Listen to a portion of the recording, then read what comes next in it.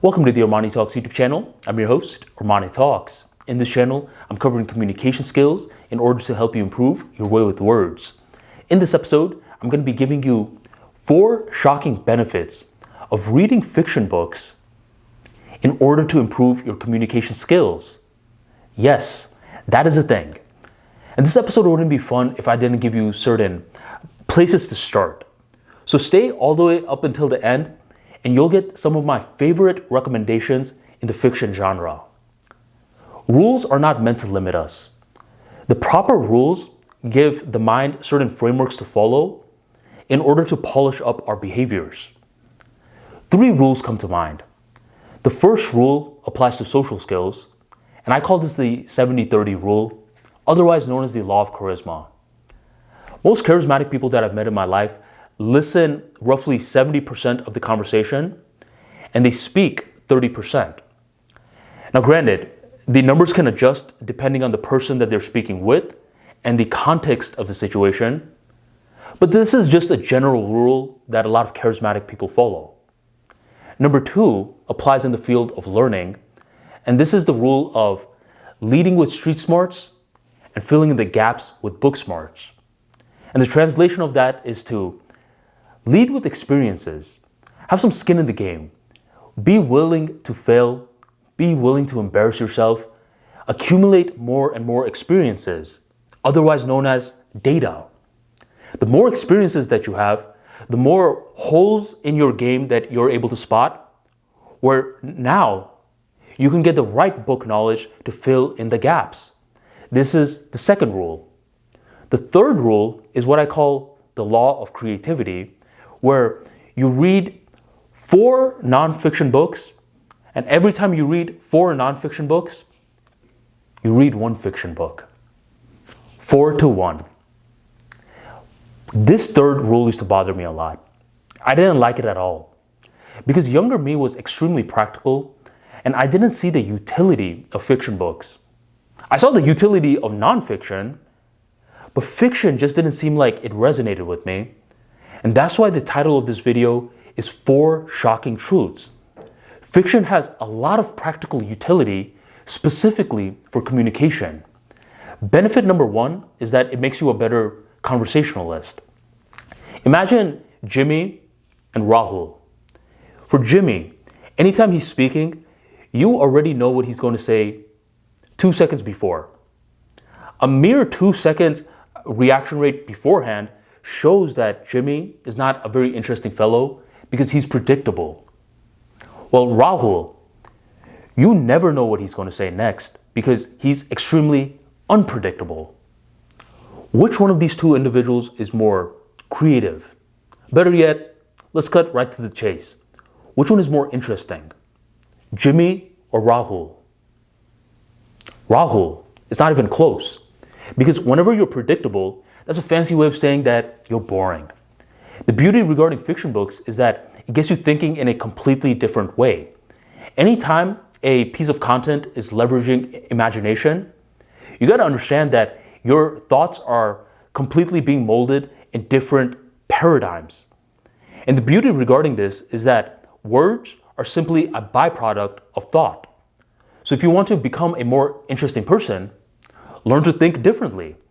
If you want to learn to think differently, you could do visualization, yes, but that's a little bit more of an advanced move.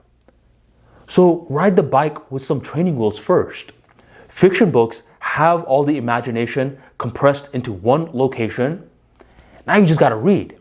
The more that you read, the more that you turn from a Jimmy to a Rahul in real time. That's benefit number 1. Benefit number 2 is that it makes you a much, much better storyteller. For my first ever book, Level Up Mentality, which is currently out in stores, you could check it out in the description box or the pinned comment right down below. I opened this book with a story about Billy. And Billy is a character who represents the victim. Billy's life isn't going well. He's taking loss after loss after loss. Rather than learning from these losses, he's spending a whole bunch of time finger pointing. He's blaming his parents, his friends, his colleagues, and so much more. He keeps up this behavior for years and years and years, all to realize one day that it wasn't their fault. It was Billy's fault. This is how I opened the level up mentality. The reason that I opened like this is because it sparks a lot of insights in the readers, and they start thinking, I better not act like a Billy. Or worse, they realize that they are the Billy in their life. I actually had this 85-year-old woman message me, and she said that as she was reading the book, she resonated with the Billy character because in her life, due to a biological issue, she couldn't have kids. And since she couldn't have kids, she would constantly just finger point at her friends and family members who were having kids, and they were roughly around the same age. And she would finger point nonstop for many years until she realized that she should spend a little bit of time focusing on something that's within her control. So, is this Billy character real or not? That doesn't matter. Simply creating this character sparks practical insights in another human being. And when you read fiction enough, you understand how to insert a story in the right way. You're able to use your imagination in a way to create a Billy in your own book as well. As benefit number 2. Benefit number 3 is that it makes your imagination your servant rather than your master.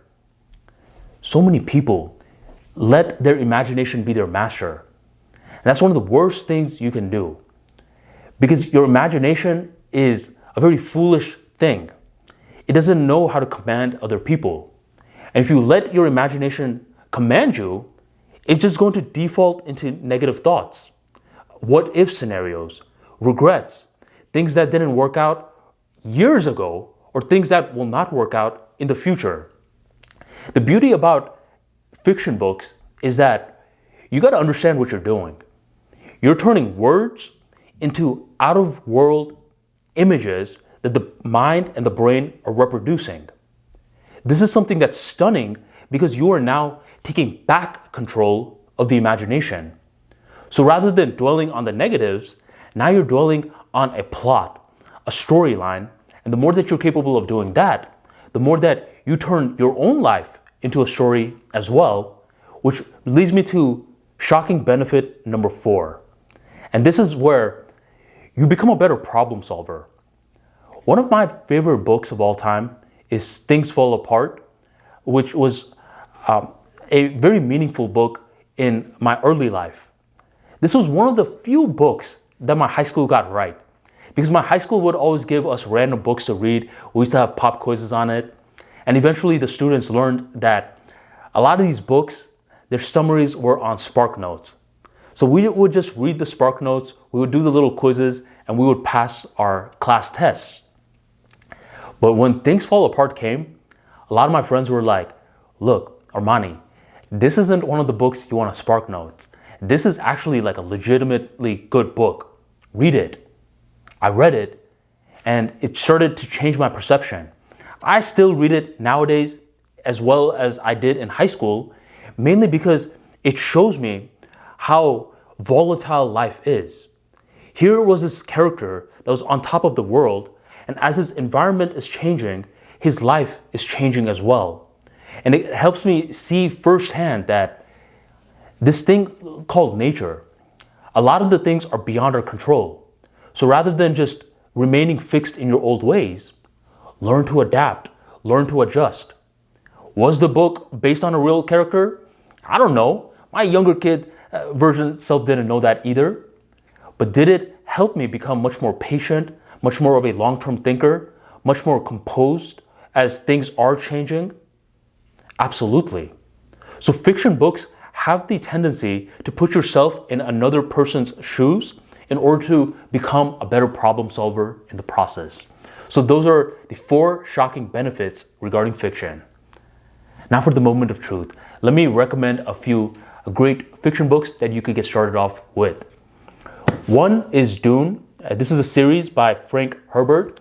And by the way, I'm going to be linking all the books in the description box right on below. This is science fiction, but it also has a lot of meaningful life lessons packed within it.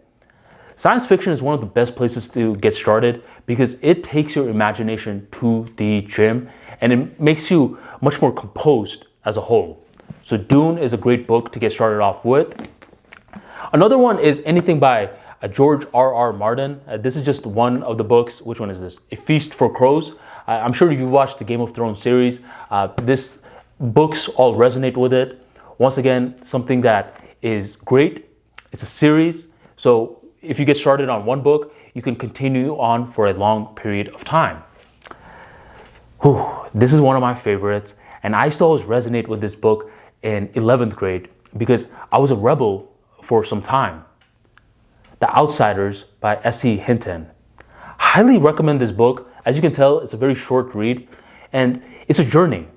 It's a journey because this isn't sci-fi or anything like that. So as you're reading it, you may be like, man, this actually reminds me of myself along with my friends as well. Brilliant read. Things Fall Apart, of course, I gotta bring this up. I read this at least once a year if I can, and this will improve your storytelling skills like none other. Understand this man's writing process, his simplicity, his ability to paint characters, and you'll learn a lot from the process. I can't make one of these fiction lists without Harry Potter. I believe this is the first ever fiction book that I read when I came to the US. My English teacher had it, and she thought that this would resonate with me for some reason. She kind of thought I looked like Harry Potter, so she was like, hey, I recommend you read this, and I'm sure you've heard of it, highly recommend it. All right, the last two, Goosebumps series. Don't think that you gotta read some of these very fancy, like big fiction books. You could read kids' books as well, because this gets you thinking in very simple terms. Anything by R.L. Stine can help you think in a different way. So Goosebumps series, yes, it's for little kids, but try it out for yourself. And Snow Crash by Neil Stephenson. This is a great book because it blends in fiction with real world scenarios. As you're reading this, you're gonna be like, man, I'm learning more about real life through this fiction book than a lot of nonfiction books. That's the beauty regarding the imaginative process that a lot of fiction writers can create. They can create their own worlds. So that was my last recommendation. All the book suggestions are going to be in the description box right on below. So evaluate how fiction books can help you out in your life in terms of communication skills, and you'll start to see how the 4x1 rule, the third rule mentioned in the beginning of this video, will start to come to life. For every nonfiction book that you read, 4 of them, just squeeze in one fiction book. Over time, you'll start to notice that you're becoming much more imaginative. You're starting to become much more unpredictable. You're becoming a better storyteller. And you're just becoming a more composed person because now you're a better problem solver. If you enjoyed today's video, go on and drop that like for me right on below and share this video on your social media of choice.